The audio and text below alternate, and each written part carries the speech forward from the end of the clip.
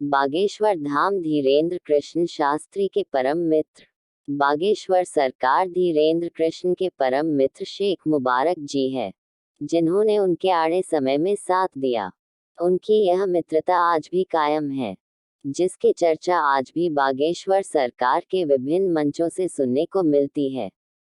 उनकी मुलाकात भी एक दिलचस्प घटना के कारण हुई। डॉक्टर शून्य शेख मुबारक अक्सर निजी काम के सिलसिले में छतरपुर से जाया करते थे। तभी गड़ागंज में उनकी मुलाकात धीरेन्द्र कृष्ण से हुई, जो उनसे उम्र में काफी छोटे थे। इन दोनों के बीच अपने अपने धर्मों को लेकर चर्चा हो रही थी, जिसमें शेख मुबारक जी ने सनातन धर्म को लेकर कुछ ऐसी टिप्पणी की, जिसके जवाब में धीरेन्द्र जी ने उनके भ्रम को शांत किया। इसके बाद वे अक्सर बागेश्वर धाम सुंदरकांड का पाठ सुनने आया करते थे, जिसके परिणाम स्वरूप उनके जीवन में कुछ चमत्कार हो गए। शुरुआती दिनों में पंडित धीरेन्द्र कृष्ण की आर्थिक स्थिति बहुत अच्छी नहीं थी।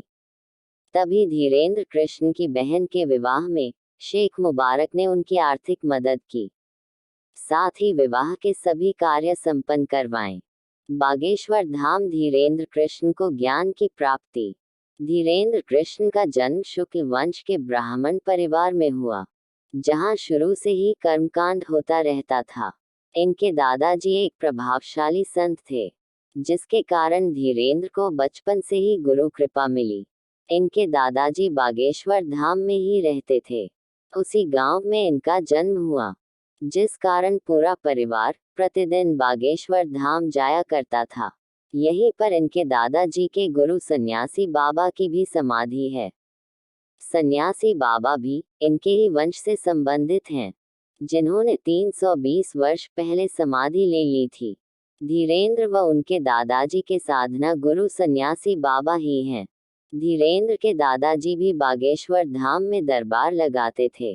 11 वर्ष की अवस्था में धीरेन्द्र ने भी अपने दादाजी के दरबार में अर्जी लगाई। उन्होंने घर के अभावग्रस्त जीवन से छुटकारा पाने के लिए आशीर्वाद मांगा। तब इनके दादाजी ने धीरेन्द्र को अपना शिष्य बना लिया। फिर बागेश्वर धाम की सेवा करने का संकल्प दिलाया। धीरेन्द्र का मानना है कि उन्हें जो भी ज्ञान व अलौकिक शक्तियां प्राप्त हुई, वह सभी उनके दादाजी और सन्यासी बाबा की कृपा का ही परिणाम है। उनके दादाजी पहले से ही गृहस्थ आश्रम को छोड़कर संन्यास आश्रम में प्रवेश कर चुके थे। 2010 में इनके दादाजी सेतुलाल गर्ग ने काशी में अपने देह को त्याग दिया। बागेश्वर धाम सरकार की महिमा। छतरपुर जिले से मात्र 30 किलोमीटर दूर गंज के पास गड़ा गांव में श्री बागेश्वर धाम स्थित है। यहाँ पर लगभग 300 वर्ष पुराना हनुमान जी का मंदिर है। यहाँ की महिमा यह है कि जो भी श्रद्धालु सच्ची भक्ति भावना से अपनी समस्याओं को लेकर आता है, श्री राम जी की कृपा से हनुमान जी उसकी सभी मनोकामना को पूरा करते हैं, उनके सारे कष्ट को हर लेते हैं। इस मंदिर के पुजारी व प्रमुख श्री धीरेन्द्र कृष्ण शास्त्री को हनुमान जी की विशेष कृपा और सिद्धियां प्राप्त है। इस दरबार में आने वाला कोई भी व्यक्ति खाली हाथ और निराश होकर नहीं जाता। यहाँ पर अपने देश ही नहीं, अपितु विदेशों से भी श्रद्धालु समस्याओं को लेकर आते हैं, जहाँ उनकी हर समस्या का समाधान 100% होता है।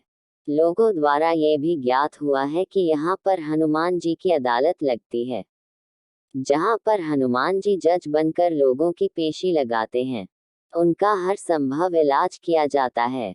यहाँ पर कैंसर जैसी बीमारियों के साथ भूत प्रेत व ऊपरी बाधाओं के मरीजों के ठीक होने का दावा किया जाता है। बागेश्वर धाम की खासियत यह है कि यहाँ पर श्रद्धालुओं को अर्जी लगानी होती है। उनकी अर्जी स्वीकार होने पर बागेश्वर सरकार अर्थात धीरेन्द्र कृष्ण शास्त्री जी बिना उनसे बात किए उनकी समस्याओं को धाम के पर्चे पर उल्लेखित कर देते हैं। इसके पश्चात उस व्यक्ति से उसकी समस्याओं की जानकारी ली जाती है। उसके द्वारा बताई गई सभी समस्याएं पहले से ही पर्चे पर 100% अंकित होती है। इस बात की पड़ताल बड़े बड़े मीडिया चैनल व धर्म को न मानने वालों ने की। लेकिन अंत में उन्हें भी बागेश्वर धाम में होने वाले चमत्कारों के आगे नतमस्तक होना पड़ा। बागेश्वर धाम में होने वाले चमत्कारों को लेकर धीरेंद्र कृष्ण शास्त्री का कहना है कि उस दिव्य आत्मा से जुड़ने के लिए ध्यान विधि योग का प्रयोग करते हैं, जिसे त्राटक भी कहा जाता है।